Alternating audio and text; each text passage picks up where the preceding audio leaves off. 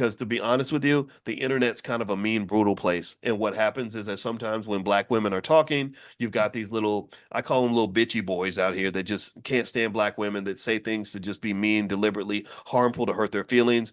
And so I think that if we show up and we really support them, that will make sure we create a protective space where they can come in there and do their thing and be respected and be loved the way they love us. So again, text Queens to 87948. I'll send you guys the link tomorrow so you can join the ladies that fly Nubian Queen. Did I say it right? Did I get it out okay? I hope that's okay. Thank you for letting me share that. All right. So here is so let's go to, we're reading The Black History Reader by Dr. Claude Anderson. And we're on page 124. And this is really interesting, I think, in terms of information we should understand and put it into context in terms of what's happening in our community right now. So he asked this question: why was it a criminal offense to teach blacks to read and write? Like, what made it criminal? Like, why did they have a problem with people learning how to read? Now we try to get the kids to read, and some of them don't want to read, right? So here's why they did not want black people to read and write. He says here, the European colonists opposed educating black people because they knew that educated blacks, just like educated whites, would not tolerate being enslaved, brutalized, and exploited. So they knew that education was dangerous, right? But that's pimping 101. You'll never show me, you can never show me a pimp who wants to make sure all his hoes went to college. A pimp does not want his hoes to have master's degrees and critical thinking skill. He doesn't want his employees. Let's call them employees. The word "hoe" is kind of a harsh word. He doesn't want his employees to be sitting around and really philosophizing about the meaning of life and really thinking carefully about every decision. He doesn't want that. He wants them high and drunk. He wants them insecure. He wants them uneducated. If you have the insecure, uneducated, drug addicted, financially dependent, hooker, then that's a perfect employee. You can control that person, right? So basically, just like any other abuser, any other pimp, they wanted black people to be in that same situation. They wanted you to be, they wanted your self-esteem to be shot. They wanted you to have no economic resources of your own, because when you're economically free, you start getting an attitude and you get to do what you want. They did not want you to be educated, because education means exposure to ideas.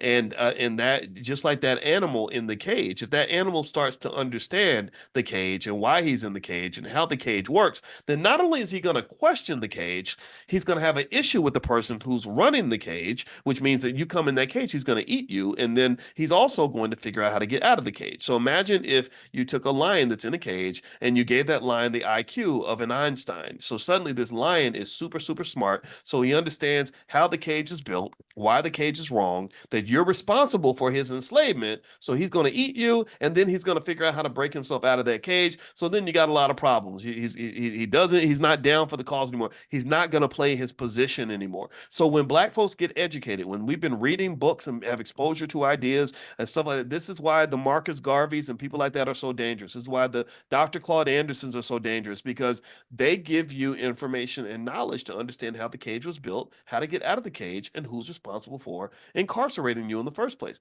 That's very powerful information. All right, so let's see here. So he says, an educated person would fight back and revolt.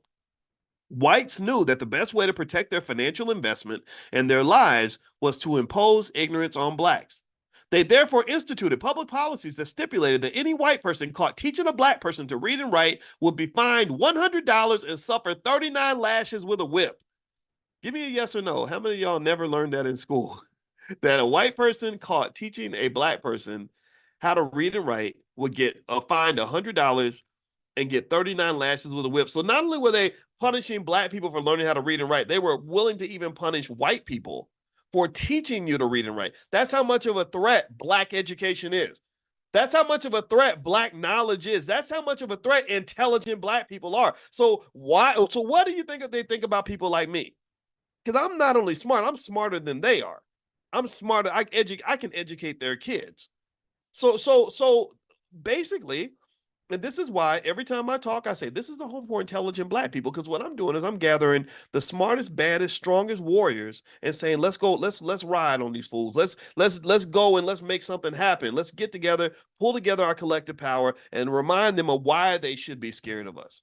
Intelligent black people are scary. They're more scary than any gangster. They're more scary than any thug. They're more scary than any rapper. They're more scary than any athlete. They're more scary than any entertainer because educated black people, intelligent black people, when I say educated, I'm not talking about you going to school. I'm talking about being intelligent. I'm talking about being a thinker. I'm talking about seeking knowledge. People who are like that way, who think that way, who also have healed, so you're mentally balanced, so you can actually focus on an objective and accomplish it. Also, because you've healed, you are capable of things like collaboration and teamwork, which is something that they depend on black people not having the ability to do.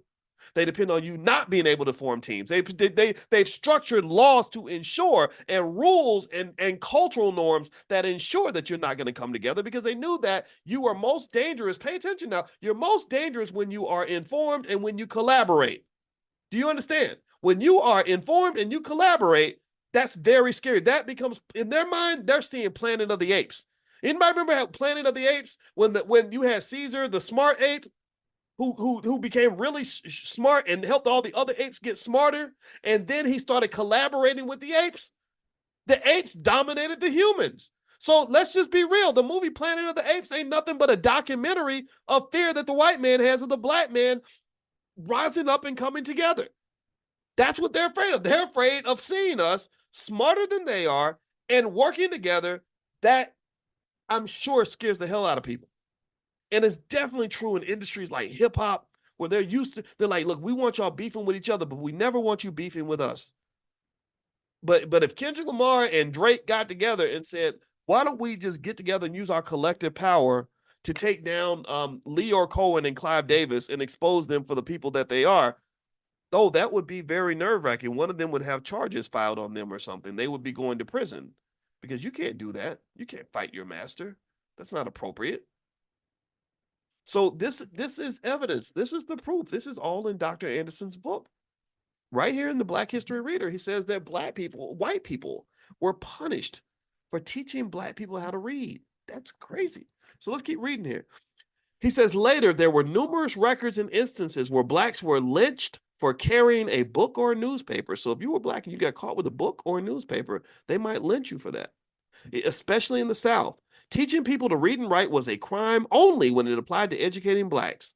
Schools were established and operated for immigrants and American Indians, making blacks the only people who for centuries were subjugated to imposed ignorance. You were the only group in American history where they literally made laws to make sure that you stayed as ignorant as possible.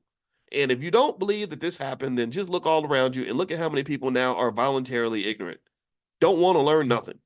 Wouldn't pick up a book to save their life. He says here, the last thing white America, and especially in the South, needed were blacks. Sorry, let me say it again.